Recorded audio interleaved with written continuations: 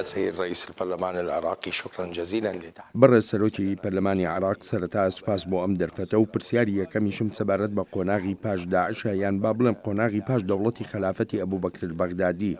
ئایا عراقیەکان و دەوڵەتی عراقیش چەندێک ئامادەن بۆ ڕوبەڕووبوونەوەی ئەو سەختیانەی لەم قۆناغە نوێدا دێنە ڕێیان؟ مصاعب مرحلة ما بعد داعش. بسم الله الرحمن الرحيم. شكرا لك وتحية لمشاهديك الكرام. بەناوی خۆی بەخشندە و میهرەبان سڵاو بۆ بینێرانی ئێوەش.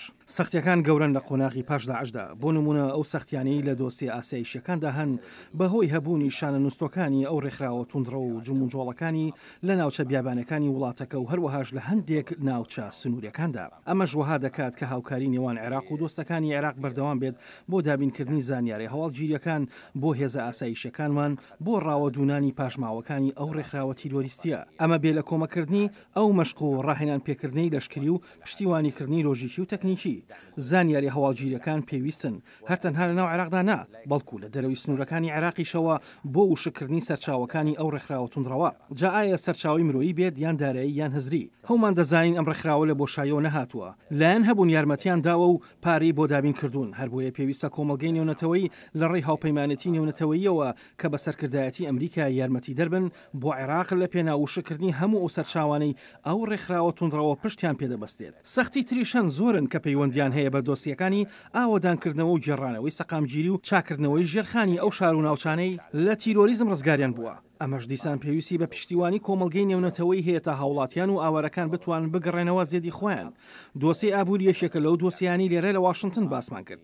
باسکردنی چۆنێتی هاوکاری نێوان عێراق و ئەمریکا لە ڕێی کۆمپانیا متمانە پێکراوەکانی ئەمریکاوە لە زۆر بواردا وەک گوزە و ئاوەدانکردنەوە و نیشتەجێکردن و کشتتوکاڵ و هەتا دوایی. پێویستە حکومەتی عێراق بە هەردوو ئەنجومەنی یاسادانان و جێبەجێکردنیشەوە چاودێری ئەو ڕەوشە بکات و بە دڵنیاییشەوە ئەو پرۆسەیە دەستی پێکردو بۆ درێژەدان بە پەیوەندیەکانی لەگەڵ کۆمەڵگەی نێونەتەوەییدا و هەروەهاش دابینکردنی پێداویستەکان بۆ قۆناغی داهاتوو.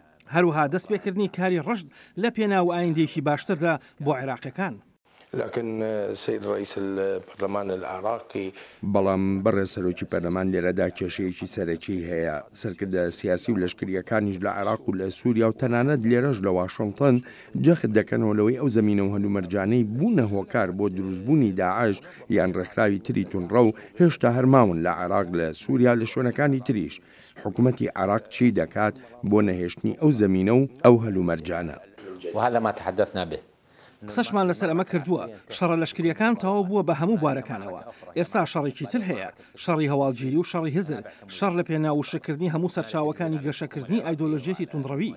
ئەرەکەیە لە ئەستۆی حکومەت و دامەزراوە و پەرلەمانی عێراق بۆ جێبەجێکردنی دادوەری کۆمەڵایەتی و پەسەندکردنی یاسای پێویست و بە یەک چاو تەواوی گەلی عێراق ببینرێت. ڕێگەگرتن لەوەی هزری توندڕەوی جارێکی دیکە خەڵکی ئێمە بکاتە ئامانج لە ڕێی دابینکردنی پێداویستیەکانەوە وەک نەهێشتنی بێکاری، چونکە دەزانین بێکاری یەکێکە لە هۆکار و ئەو زەمینەی توندڕەوی لە سەری گەشە دەکات. پێویستە دەرفەتەکانی کار دروست بکرێن. پێویستە کۆمپانیەکان ڕاکێشین. ئەمەش بەتوانای ناوخۆیی و حکومەتی و بەتوانای کارداران و وەگەڕخستنی سەرمایە لە عێراقدا دەکرێت. پێویستە ئەم هەموو هەنگاوانە پێکەوە بنرێن بۆ وشکردنی سەرچاوەکانی تیرۆریزم. كل هذه الخطوات يجب أن تتكامل وترتقي لتجفيف منابع العراق. هل دول جاء وڵاتانی دراوسێ یارمەتی عێراق دەدەن لە مەرکانەیدا؟ ليس أمام دول جوار. وڵاتانی دراوسێ عێراق هیچ بژارەیەکیان نییە بێ لە پشتیوانیکردنی سەقامگیری لە عێراقدا. چونکە ناسەقامگیری لە عێراقدا کاردانەوەی نەرێنی دەبێت بەسەر وڵاتانی دراوسێەوە و وڵاتانی ناوچەکەشەوە. هەمیان دووچاری مەینەتی دێنەوە و بەڕاستیش وڵاتانی ناوچەکە بەگشتی بەهۆی مەینەتی عێراقەوە دووچاری مەینەتی هاتوونە. هەر بۆیە پێویستە ئەو وڵاتانە بە شێوەیەکی ڕاشکاوانە بەشداریان هەبێت لە جێگیرکردنی سەقامگیری عێراقدا و کارکردنیشیان لەگەڵ حکومەتی عێراقدا بۆ بەرزکردنەوەی ئاستی توانایەکانی عێراق لە هەموو ڕێکەوە، ئابووری و ئاسایشی و هەموو بوارەکانی دیکەش تا بتوانرێت ئەرکەکانی خۆی بەجێ بگەێنێت و هەروەهاش هەنگاونان بە ئاڕاستی ڕاگررتنی ئەو پشێوی و خراپیانەی لە قۆناغەکانی پێشتردا هەبوون. ئێمە پەرۆشیمان هەیە بۆ کارکردن لەگەڵ هەموو وڵاتانی ناوچەکە و دراوسەکانیشماندا. عێراق سەرکەوتوو دەبێت و ئەم هەموو سەختیانش تێدەپەڕێنێت ئەگەر هاوکاری بکرێت یانیش نەکرێت هەر ئەوەندەیە ئەگەر پشتیوانی وڵاتانی ناوچەکە و جیهانی نەبێت ئەوە ماوەکە درێژە دەکێشێت. سأرجع إلى مسألة دول الجوار لكن دەگەڕێمەوە بە سەرباسی وڵاتانی دراوسێ لێرە لە واشنگتن جەنابەت ئاماژەت بەوە کرد داوای یاسایی لەسەر ژمارەیە وڵات تۆمار دەکەن چونکە خەڵک هەبوون لە وڵاتانە بوون بە داعش و ئێستا بەشێکیان لە عێراق دەست بەسەرن ژمارەیەکیان لە سووریا گیرا بوون و ئێستا لای ئێوە دەست بەسەرن. ئەکرێ زانیاری زیاترم دەیتە؟ يعني لغاية الآن الموضوع في الأروقة القانونية. هەتا ئێستا ئەو دۆسەیە لە قۆناغە بەرای یاسایەکاندایە بۆ ئەو داوا یاسایەنەکەم بەستی قەرەبووکردنەوەیە قەرەبووکردنەوەی عێراق بەهۆی ئەو زیانانەی لی کەوتون لە ئاکامی بەشداری خەڵکی ئەو وڵاتانە لەو زیانانەی بەهۆی ئەندامەتیانەوە لە ڕێکخراوی توندڕەوی داعشدا پێویستە کۆمەڵگەی نێونەتەوەی ئەو بەرپرسیارەتە لە ئەستۆ بگرێت چکە داعش هەرتەنها عێراقی بە ئامانج نەگرت بوو بەڵکو هەموو جیهانی کردوتە ئامانج عێراق بەهۆی ئەوانەوە لەو وڵاتەوە پەیوەندیان بە داعشەوە کردووە زیانێکی زۆری لێکەوتووە ئەوانە لە زۆر وڵاتی جیهانەوە چوونەتە ناو داعشەوە ئەگەر ئەو دۆسیە بە پێچەوانەوە بواە ئەوە عێراق هەموو بە پرسیارەتەکانی لە ئەستۆ دەگرت بە پێی بڕیارە نێونەتەوەیەکان و پێویستە بڕیاری نێونەتەوەی هەبێت بۆ پشتیوانی عێراق لەم دوایانەی جا یانەوە تا ڕۆڵی ئەو وڵاتانە خۆبەخشانە دەبێت بۆ ئاوادانکردنەوە و قەرەبووکردنەوە عێراق لە ڕێی پرۆژەکانیانەوە یانیژەوە تا لە ڕێی یاساوە دەکرێت و ئەو وڵاتانە دەبێت وابەستەی داواکانی عێراق بن. تلزم هذه الدول تجاه العراق. ینی بەمانایەکی تر پێم دەڵێ تا ئێستا وادەیە دیار نەکراوەیان ڕۆژێکی دیاریکراو نییە بۆ ئەم داوایانەی نانا ئێستا لە قۆناغی ئامادەکردن و تا و تۆکردن داین. كم هم ژمارەی داعشە گیراوەکانی ئێستا لە عێراقن چەندە؟ يعني البيانات الأولية اللي وصلت ئەو ئامارە بەرایانەی بەدەستمان گەیشتون 250 داعش لە سووریا و دراونەتە دەست عێراق. ئەمە بەس چەکدارە بیانیەکانن بەبێ ئەوانەی پێشتر بەدەستی هێزە عێراقیەکان گیراون لە ساڵی 2014ەوە گیراویشن کە دەگەڕێتەوە بۆ سەروەختی ئەلقاعیدەی پێش داعش ئەمانی ژمارەکەیان کەم نییە کاری تیرۆریسیان ئەنجام داوە لە ناو عێراقدا و ئێستاش بە یاسای عێراقی دادگایی دەکرێن کێشەمان هەیە لەگەڵ ئەو چەکدارانی داعش کە لە سووریا یان لە سنوورەکانن وەک دەزانیت بەپێی یاسای عێراقی هەر کەسێک دەستدرێژی بکاتە سەر عێراق و هاوڵاتیانیش ئەوە بەپێی یاسای عێراقی دادگایی دەکرێت بەبێ ڕەچاوکردنی ئەوەی ڕەگەزنامەکەی چییە یاسای عێراقی دەگرێتەوە ئەگەر هاتبێت و ڕاستەخۆ یان ناڕاستەخۆ زیانی بەگەلی عێراق گەیان دەبێت هێشتاش چەکدار هەن لە دەرەوەی سنووری عێراقن و نازانین ئایا دەستی لە خراپەکاریدا هەبووە لە ناو عێراقدا یان نا بۆ ئەمەش ڕێکەوتوین ڕێوشوێنی نێونەتەوەی هەن بۆ چۆنێتی سەر و سەوداکردن لەگەڵیاندا. ماذا عن أوائل داعش؟ ئەی بۆ خێزان و منداڵەکانی ئەو چەکدارانەی داعش چۆن سەر و سەودا دەکەن لەگەڵ ئەم کێشەیەدا؟ هؤلاء مشكلة. ئەوانە کێشن ئێستا ئامارمان لەبەردەزان لە ئۆردوگای هۆڵ نزیکەی 18,000 خێزان هەن کە ژن و منداڵەکانی داعشن. بەڕاستیش ئەوانە هەڵگیری بیری توندڕەوین و دەبێت هەوڵێکی نێونەتەوەی هەبێت بۆ سەوداکردن لەگەڵ ئەم دۆسیەدا ڕاستە ئەوانە عێراقین و پێویستە دەوڵەتی عێراقی بەرپرسیارەتەکە لە ئەستۆ بگرێت ئەوانە لە ناو هەزری نەخۆش و توندڕەویدا ژیاون هەر بۆیە پێویستە پرۆسەی گێڕانەوەیان بۆ ناو کۆمەلگا دوور لە خەڵک دەست پێ بکات لەسەر ئەم بابەتە قسەش لەگەڵ سەرۆکی ئەنجومەنی وەزیراندا کراوە سەبارەت بەوەی ئەو وڵاتانە کامانن کە هاوکاری عێراق دەکەن لەم دۆسیەدا ئایا وڵاتانە وابەستە دەبن بە پشتیوانی عێراقەوە ڕێگەکانی کارکردن لەگەڵ ئەو منداڵانەدا چۆن دەبن چکە ئەوانە عێراقین و پێویستە دۆسیەکەیان بە شێوەیەکی تەواو چارەسەر بکرێت ناشبێت بەبێ سەرپەرشتیکردنی چڕ و پڕ بەجێ بهێڵدرێن چکە ناکرێت بە شێوەیەکی نەگونجاو تێکەڵ بە کۆمەڵگە بکرێنەوە چونکە ئەگەر وەها نەبێت ئەوانەوەیشی نوێ تیرۆر و توندڕەوان دروست دەبێت. في أثناء زيارتك التقيت بكثير من هاوکاتی ئەم سەردانە بۆ واشنگتن ژمارەیەکی زۆر کۆبوونەوە بۆ لەگەڵ ڕێبەرانی سیاسی و سەرکردە لەشکریەکاندا لە واشنگتن. ئایا باستان لە کشانەوەی هێزە سەربازیەکانی ئەمریکا کرد لە عێراق خۆت دەزانیت داوا هەیە لە ناو پەرلەماندا بۆ کشانەوەی هێزەکانی ئەمریکا نوع من الطلب داخل البرلمان العراقي حول انسحاب هذا الأمر تحدثت به وساعد على جناب. بەڵێ قسەم لەسەر و بابەتە کردووە ئێستا بۆتی باز دەکەمەوە شەڕی لەشکریانە لەگەڵ داعشدا تەواو بووە بە هەموو شێوەکانیەوە بەڵام وەک باسم کرد شەڕی هەواڵگیری و ئاسایشی دژی ئەو ڕێکخراوە درێژەی هەیە هێشتا عێراق پێویستی بە هەوڵی زۆر هەیە بۆ لە ناوبردنی ئەو ڕێکخراوە توندڕەوە و توێژ ڕاستەوخۆ ڕاشکاوانە بووە لە نێوان من و سەرۆکی ئەنجومەنی وەزیران کە خۆی سەرکردەی هێزە لەشکریەکانی عێراق و زانیاریەکی تەواوی هەیە لەسەر ئەم دۆسیەیە هەروەها جەنابی سەرۆک کۆمار هەروە وتوێژمان هەبوو لەگەڵ زۆربەی هەرە زۆری لایەنەکانی بەشداریان هەیە لە پرۆسی سیاسی عێراقدا هەر هەموو هاوڕان لەسەر بەردەوامی پشتیوانی نێونەتەوەیی بۆ عێراق بەردەوامی پشتیوانی هاوپەیمانەتی نێونەتەوەیی و سوودوەرگرتن لە توانایەکانی هاوپەیمانەتی لە ڕووی هەواڵگیری و پشتیوانی لۆژیکی و ژمارەیەکی بواری دیکەش کە سەرۆکوەزیرانی عێراق دەتوانێت بڕیاری لەسەر بدات. ئێستا چۆنێتی کردە لەشکریەکان جیاوازە لە قۆناغەکانی پێشوو پێشتر شەڕی لەشکری هەبوو و توانایەکی لەشکریانەی پێویست بووە.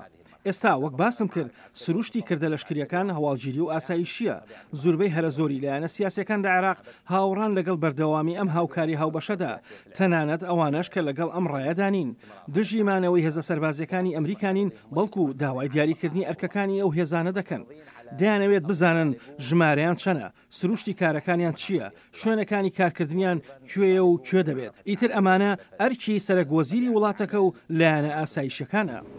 بەڕای تو ئێران قایل دەبێ بمانەوەی هێزە سەربازیەکانی ئەمریکا لە عێراقدا هذا شأن عراقي ئەمە بابەت و کاروباری عێراق و عێراق و بەس هیچ حکومڕانیەک بەسەر عێراقەوە نییە هەر دەوڵەتێک بۆی هەیە ڕایخۆی بڵێت ئەگەرمانەوەی ئەو هێزانە کاریگەری نێرێنی هەبێت بۆ سەریان بوونی هێزەکانی ئەمریکا لە عێراق بۆ یەک ئامانج و ئەویش لە ناوبردنی ڕێکخراوی داعش و ئایدۆلۆژیای توندڕەویە و خاشی عێراق بەکار ناهێنێت بۆ دەستدرێژیکردنە سەر هیچ یەکێک لە وڵاتانی دراوسێ لە هەمان کاتیشدا هەرگیز قبوڵی ناکەین هیچ وڵاتێک ڕایخۆیمان بەسەردا بسەپێنێت سەبارەت بە ڕێکەوتنمان لەگەڵ ئەمریکا لەگەڵ هاوپەیمانەتی نێونەتەوەیی یان لەگەڵ هەر شوێنێکی دیکەدا عێراق وڵاتێکی سەروەرە و خۆی بڕیاری خۆی دەدات. كانت العراق سيد نفسه هو من يتخذ القرار. هل من الممكن أن دەکرێت دەزانیاریمان بدەیتێ لەسەر پەیوەندیەکانی نێوان عێراق و ئێران؟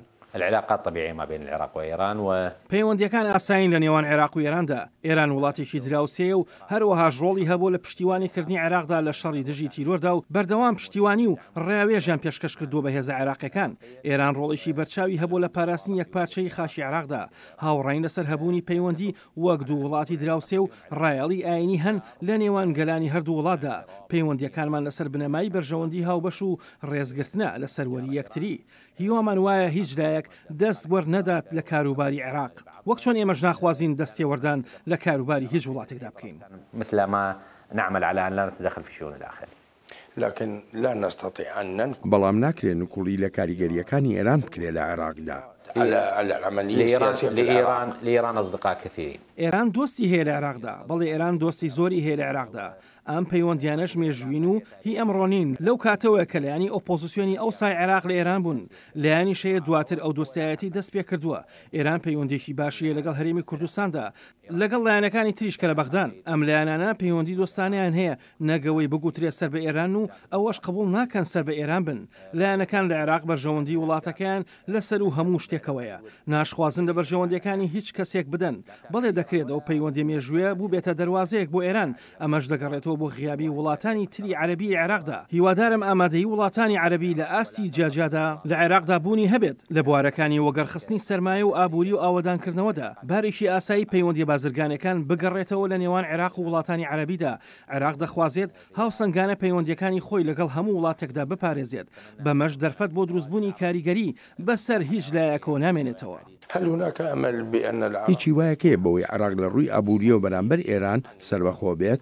بالتأكيد هذا ما يعمل عليه العراق لا يرغب أن يكون تبع لأحد. بەدڵنیاییەوە ئەمە ئەوەیە کە عێراق کاری لەسەر دەکات عێراق ناخوازێت سەر بە هیچ وڵاتێک بێت لە هەموو لایەنەکانەوە بەڵێ تا ئێستا بە پێی ئەوەی هاوسنوورین و بە پێی قەبارەی ئەو بازرگانی هەیە لە نێوان هەردوو وڵاتدا پشت بە ئێران دەبەسرێت لە ساڵانی ڕابردوودا عێراق سەرقاڵی شەڕ و قەیرانە ناوخۆیەکانی خۆی بووە و نەیپەرژاوەتە سەر ئەوەی لایەک لە سەرچاوە ناوخۆیەکانی خۆی بکاتەوە وەک سەرچاوەکانی وزەی ئەلکتریک یان دروستکردنی وزگەی نوێی ئەلکتریک یان سوودوەرگرتن لە مەتریاڵە پیترۆشیمیاویەکان سوودوەرگرتن لە سەرچاوەکانی گازی سروشتی کە هەروە بە فیڕۆ دەچێت هەنگاوی نوێ هەن لەلایەن حکومەتی عێراقە و ئەم هەنگاوانەوەها دەکەن عێراق بتوانێت لە ڕووی وزەوە سەر بەخۆ بێت و باری گرانی ئەو کێشەیە لەسەر عێراقیەکان نەمێنێت ئێمە وزە هاوردە دەکەین لە کاتێکدا دەتوانین خۆمان بەرهەمی بێنین گاز هاوردە دەکەین و خۆشمان دەتوانین بەرهەمی بێنین تەنانەت خواردەمەنی و بەرەوبوومە کوشتتوکاڵەکان بۆچی لەناو عێراقدا بەرهەم نەهێنرێت ئەمانە و پرسیارانن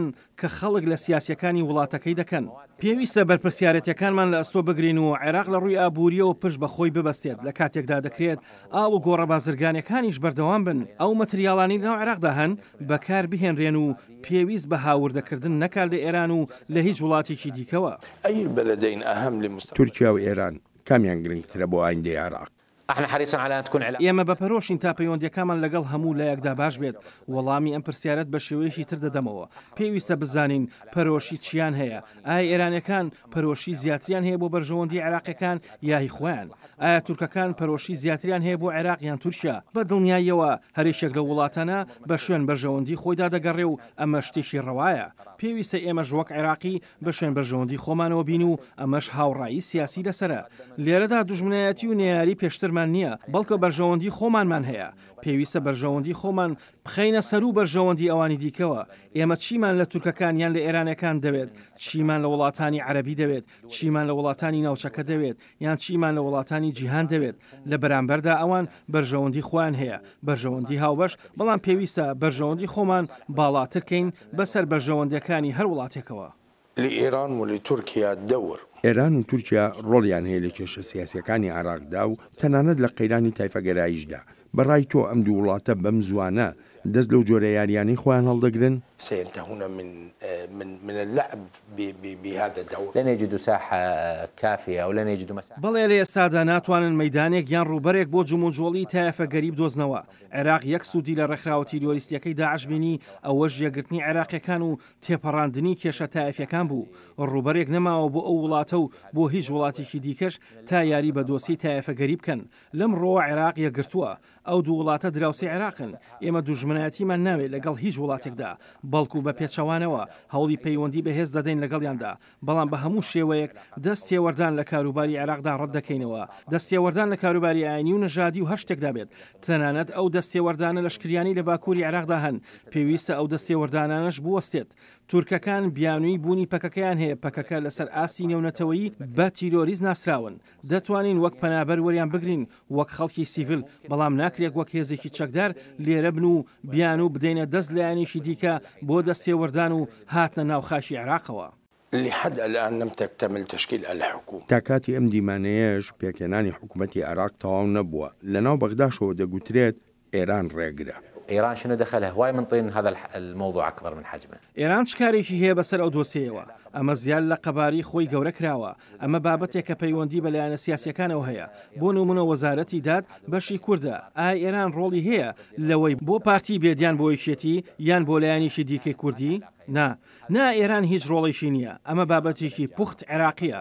ئێران وڵاتێکی گرنگ و پڕبەهای و پەیوەندیمان هەیە لەگەڵیدا و ئیتر کاری چییە بەسەر ئەم وەزیر یانە وەزیرەوە؟ ئەمە شتێکی ڕاست نییە و بە هیچ شێوەیەک بە شێوەیەکی ڕاستەخۆ دەستیان نییە لەم بابەتەدا و ئەمەشم هەر نەبیستووە.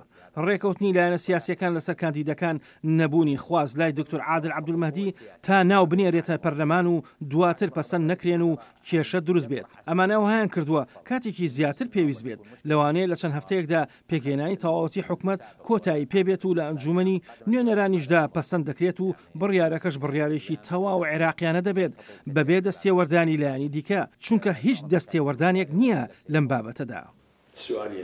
دوا پرسیارم چۆن دەڕوانیتە حکوومەتەکەی دکتۆر عادل عەبدولمەهدی و هێز و دەسەڵاتی ئەم سیاسیەی عێراق لە کاتێکدا وەک دەزانی لە ناو پەرلەماندا هێزێکی گەورەی نییە تا پشتیوانی بکرێت. البرلمان العراقي قوة عادل عەبدولمەهدی باستقلالیت. هێزی عادل عەبدولمەهدی لەسەر بەخۆیەکەیدایە. بەڵێ لە ڕێی هەڵبژاردنەوە نەهاتووە چکە کاندید نەبوو، سەرۆکی لیز نەبووە و تەنانەت هیچ کورسێکیشی نییە لە ناو پەرلەماندا. ئەوەی بۆ بەڕێز عەبدولمەهدی ئەژمار دەکرێت سەربەخۆبوونەکەیەتی. ئەوەی بۆ ئەژمار دەکرێت نەبوونی هەستی تایفی و نەتەوەی و ناگەڕێت بە شوێن کێشەدا، بەڵکو دەگەڕێت بە شوێن چارەسەرەکانیاندا و چاوی لە ئایندەیەکی باشترە بۆ عێراق. بەڵێ ڕاستە کێشەیەکی زۆر هەن و خراوەتە سەر ئەستۆی حکومەت، بەڵام ناکرێت هەموو کێشەکانی ساڵانی ڕابردوو لە ئەستۆی حکومەت بنرێن. ئێمە لە پەرلەمان پشتیوانی عادل عەبدولمەهدی دەکەین، وەک هێزە سیاسیەکانی ناو پەرلەمانیش پشتیوانی تەواوی هەیە. لە پەرلەمان کار لەسەر سەرکەوتنی حکومەتەکەی دکتۆر عەبدولمەهدی دەکەین، چونکە سەرکەوتنی حکومەت کاریگەری ئەرێنی دەبێت بەسەر پەرلەمانیشەوە. ئەم حکومەتە پەسەندکراوی پەرلەمانە. پێم وانە هیچ یەکێک لە لایەنەکان کێشیان لەگەڵ خودی دکتۆر عەبدولمەهدیدا هەبێت.